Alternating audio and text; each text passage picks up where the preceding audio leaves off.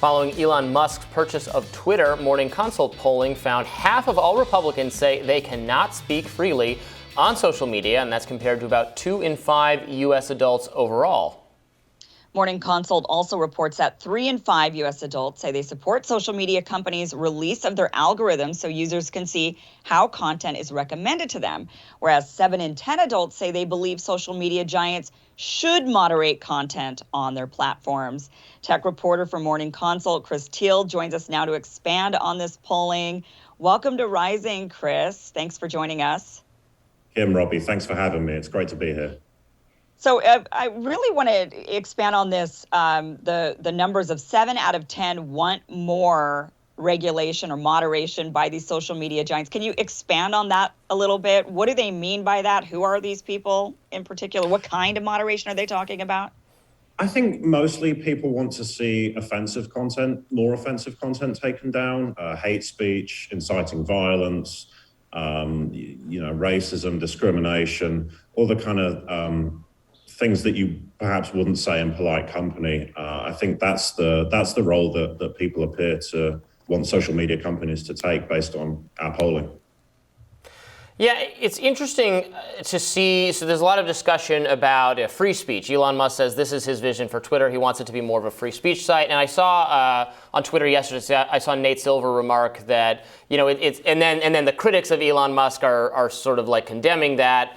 But it's weird, the concept of free speech becoming coded as like a right-wing thing or an Elon Musk thing. It's very kind of odd because free speech is, something liberals or the left has professed enthusiasm for going back a long time. And also free speech polls, I think, very well as a concept. But then you get into this nitty-gritty, and I'm sure you experience this when you're trying to look at polling, because it depends on, well, how do you define free speech? How do you define offensive content? How do you define moderation? We all agree, right, people want things they're offended by not on social media, but they don't count what they're offended by. What they're offended by is hate speech, and that shouldn't be part of free speech, right? It's these kinds of very difficult, and the way you phrase these questions can impact how people answer them, I think.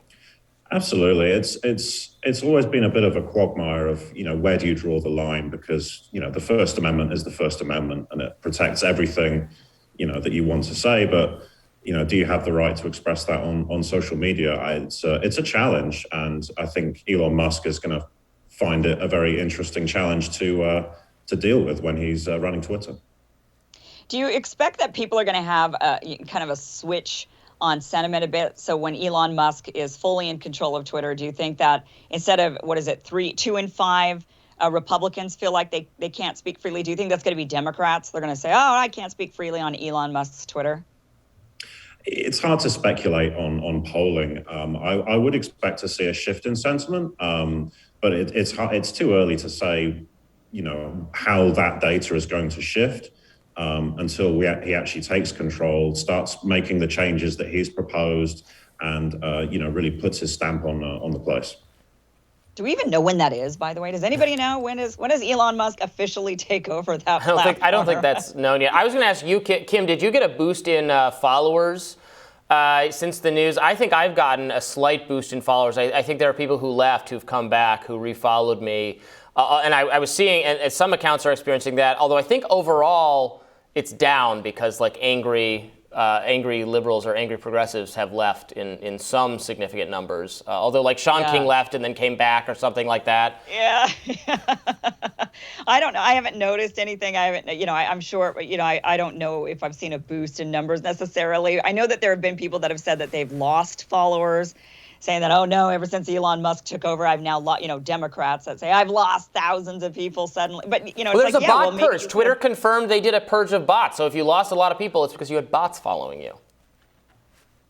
Maybe. Mm-hmm. Have you done a poll, Chris, on whether or not people would like to have some sort of verification of if you're a human being? This is something that Elon Musk says he's going to do, is verify all human. I think it's a great idea. I don't, if you're a person, you don't have to do it if you want to remain anonymous or something.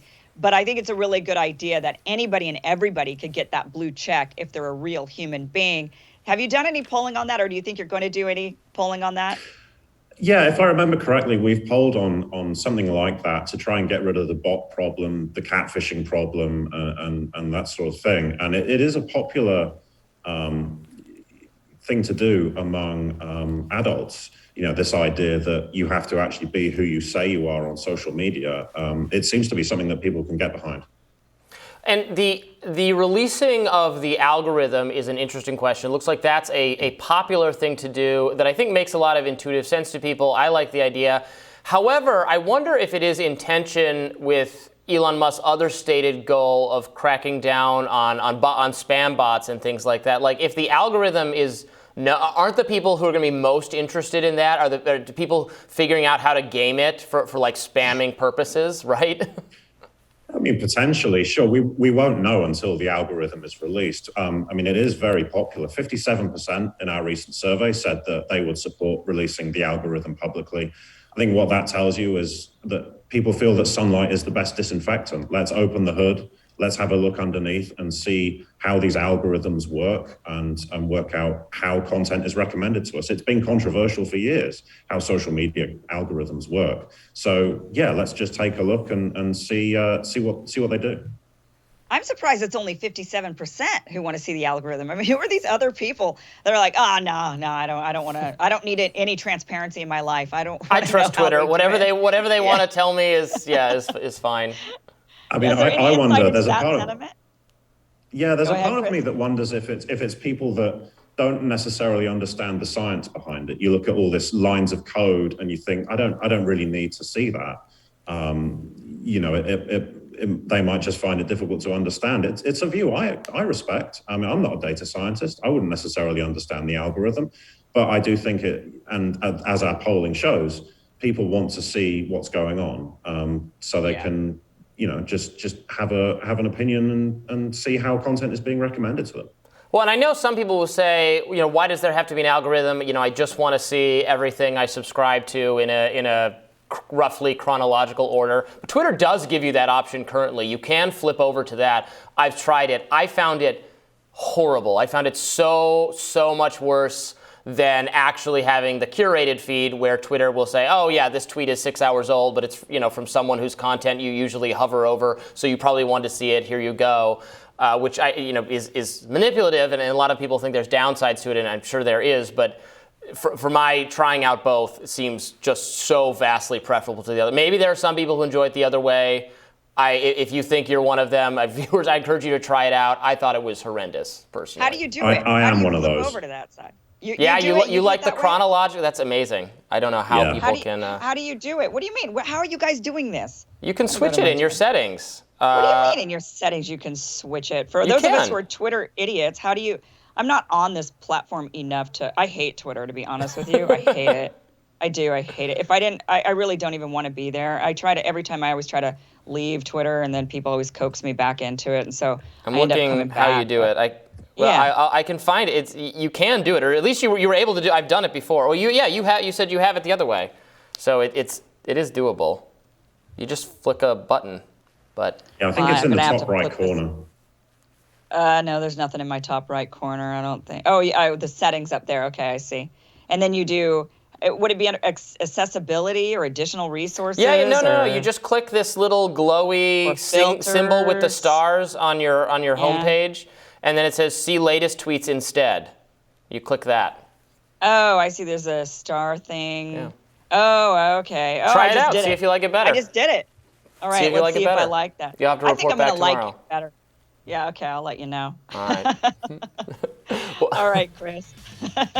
Thanks for joining us and walking us through this, what we can do with our Twitter accounts. All right, well, we're going to be talking about Johnny Depp and Amber Heard. That is coming up next.